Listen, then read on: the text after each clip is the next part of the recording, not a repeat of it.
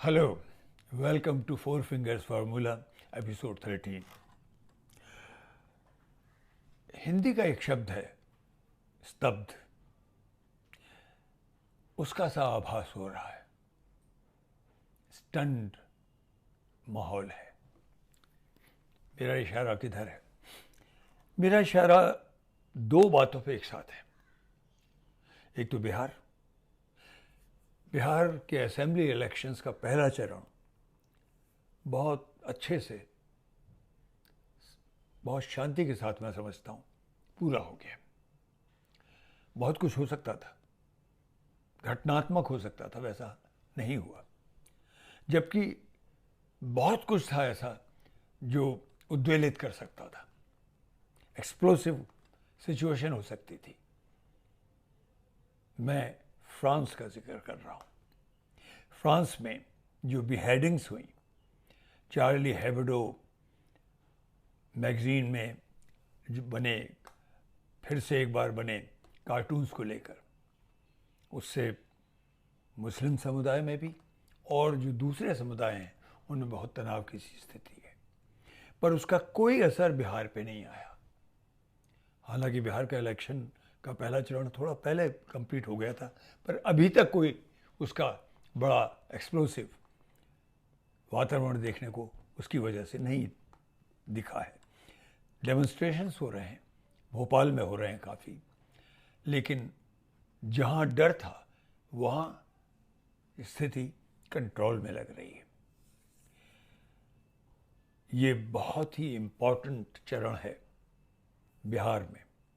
बिहार के जो इलेक्शंस हैं, इसकी बहुत दूरगामी इसका असर होगा।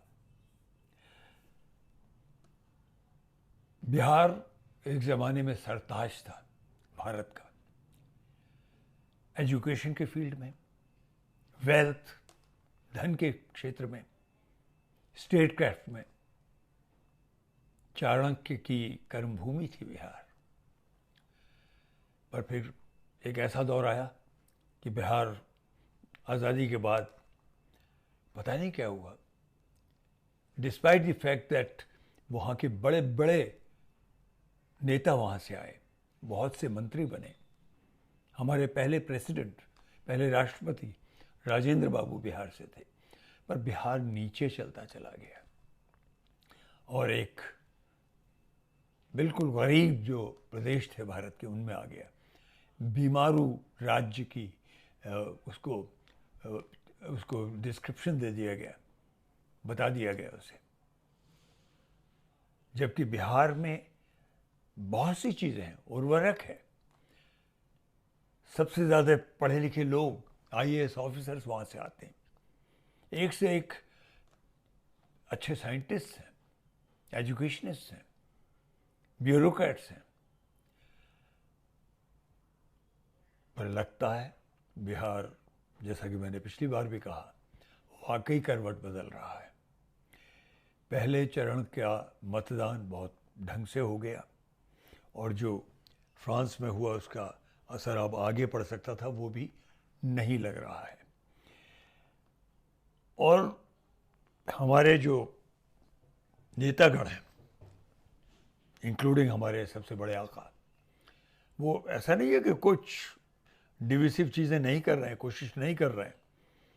जब प्रधानमंत्री जी जाकर अपना भाषण देते हैं तो वो 15 साल पहले के बिहार का जिक्र करते हैं, जिसको बहुत से लोगों को याद भी नहीं है कि कितना कितना खराब राज्य था और क्या नहीं था, क्या खराबी नहीं थी। 15 साल का ये जो नवीन बाबू की सरकार रही, उससे पहले का जिक्र करते हैं कि it was all jungle Raj during Lalu Prasad Yadav regime.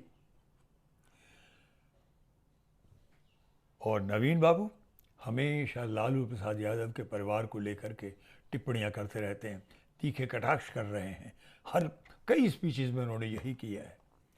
लेकिन कमाल की बात है कि आज का युवा शायद वाकई सचेत हो गया है और इसमें सबसे बड़ा, बहुत ही इम्पोर्टेंट, महत्वपूर्ण नाम आता है तेजस्वी यादव का, जो कि आरजेडी का कैंडिडेट है और सीएम की जो पोजीशन है महागठबंधन की तरफ से, उसका सीएम का उम्मीदवार है।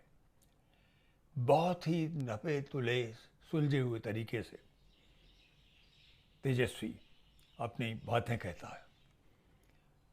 प्रधानमंत्री के जवाब में उसने कोई ओछी बात नहीं की। नवीन बाबू की बातों के जवाब में उसने कोई ओछी बात नहीं की। कमाल हो गया, उसने बहुत ही बैलेंस तरीके से, ऑलमोस्ट लाइक ए स्टेट्समैन, उसने कहा वो मेरे बड़े हैं, उन्हें कुछ भी कहने का अधिकार है, मैं पर्सनल लेवल पर, ज़ाती लेवल पर कुछ नहीं कहूँगा, मेरा सारा ध्यान एक ही बात पर है और उसके लिए मुझे जवाब चाहिए, और वो है अनएम्प्लॉयमेंट, बेरोज़गारी। बेरोज़गारी बिहार में आज सबसे बड़ा इशू बन गया है। और दूसरा इशू, जो माइग्रेंट्स थे उनके साथ जो गैर इंसाफ़ी हुई, उनके साथ जो अवहेलना हुई उनकी, उन्हें जो तकलीफ़ झेलनी पड़ी, तो तेजस्वी का फोकस बिल्कुल करेक्ट है, सही जगह है। और कमाल की चीज़ ये है कि जो जनता है वो भी बिल्कुल विचलित नहीं हो रही है, वो भी उसी बात को गांठ पकड़ कर बैठी हुई है कि उसके साथ जो धोखा हुआ, युवकों में जो अनएम्प्लॉयमेंट है बहुत बड़े स्केल पे, सब उसी पर ध्यान रखे हुए हैं। ये अच्छे आसार हैं। दूसरी तरफ कन्हैया, जो कि वामपंथी ग्रुप की तरफ से है, वो कैंडिडेट नहीं है पर प्रचार कर रहा है, और वामपंथी लोग महागठबंधन के बहुत महत्वपूर्ण पार्ट हैं, एक हिस्सा हैं वो उसके। तो उसको भी जब उकसाने वाली बात कही गई, उससे कहा गया कि भाई ये महागठबंधन है और सब मिलके ये अलायंस बनी है, तो सबको बराबर बराबर नंबर की सीटें क्यों नहीं मिली? ये उकसाने वाली बात थी। बहुत ही खूबसूरत जवाब दिया कन्हैया ने। उसने कहा ये हाथ देखिए, 5 उंगलियां हैं, क्या ये 5 उंगलियां बराबर हैं? इनमें कोई छोटी है, कोई बड़ी है, कोई सबसे बड़ी है, और अंगूठा बिल्कुल ही अलग है। क्यों है ये सब अलग? क्योंकि इनके कार्य अलग अलग हैं। अगर ये सब एक ही साइज़ की होती तो शायद मुट्ठी बनना मुश्किल हो जाता।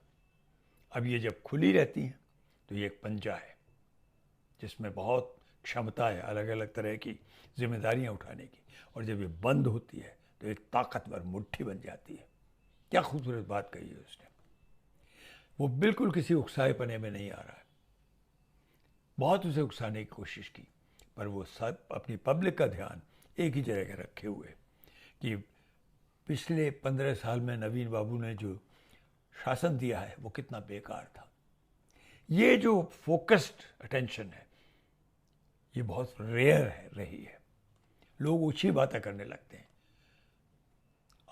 अपशब्द तक बोलने शुरू हो जाते हैं, लेकिन महागठबंधन के लोग बहुत जिम्मेदारी से बोल रहे हैं। सब ने जैसे अपना अपना काम बांट लिया है।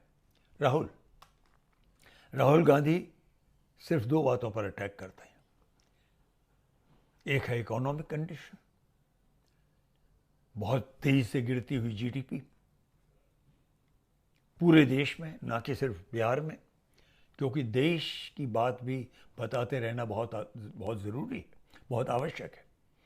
तो हमेशा इस पर ध्यान करता है कि हमारी यहाँ की जो सेंट्रल गवर्नमेंट है उसने बुरी तरह से देश को इकोनॉमिक टर्म्स में बहुत नुकसान पहुँचाया है, बहुत गैर जिम्मेदारी से इकोनॉमिक पॉलिसीज़ रखी हैं, और बराबर वो किसानों का मामला भी उठाता रहता है कि किस तरह से ये जो 3 कानून लाए गए कितने गैर जिम्मेदाराना कानून हैं किसानों के खिलाफ, क्योंकि किसान भी तो वोट देता है, वो भी तो ग्रसित है बेचारा।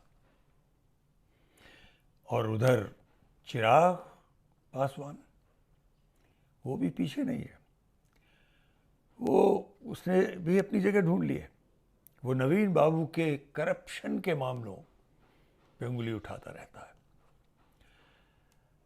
तो अब जो आगे के चरण होंगे बिहार में, the battle for that voting is going to be very interesting.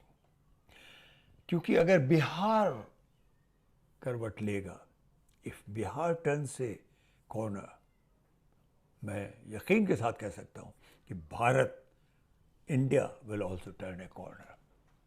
And good times are definitely going to be ahead. और बहुत कमाल की चीज़ है कि इतनी उकसाने वाली बातें होते हुए भी ना कि सिर्फ फ्रांस की तरफ में, फ्रांस में जो हो रहा है, बल्कि पाकिस्तान में एक मिनिस्टर ने जो वहाँ की असेंबली में, नेशनल असेंबली में वो भी भाषण दिया और कहा कि पुलवामा में उनका हाथ है, इसकी भी कोई प्रतिक्रिया, एक्सप्लोसिव प्रतिक्रिया नहीं हुई।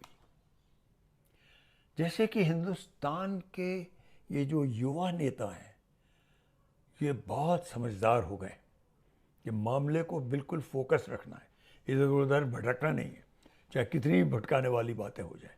क्योंकि कमाल की चीज़ है कि ठीक इलेक्शन के वक्त पे सारी घटनाएं हो रही हैं और किसी को उसका फ़ायदा उठाने का मौका नहीं मिल रहा है, क्योंकि जिनको एक्सप्लॉइट करना था, जिनको गुमराह कर सकते थे, वो खुद समझदार हो गए हैं। This is a very good sign for India. I think मेरा भारत महान होने वाला है फिर से। It's wonderful that even media is not getting its, a chance for, usual media जो कि dirty tricks से बाज नहीं आता था, वो भी ठंडा सा हो गया है। क्योंकि जो महाराष्ट्र में TRPs को लेके जो एक्टिविटी हुई लीगल, उससे शायद वो भी थोड़ा सख्ते में तो आ ही गया है, थोड़ा डर भी गया है। These are very good signs. I think we can look at the future with a new hope and new dimension, new illumination in our eyes. Four fingers formula. Thank you very much.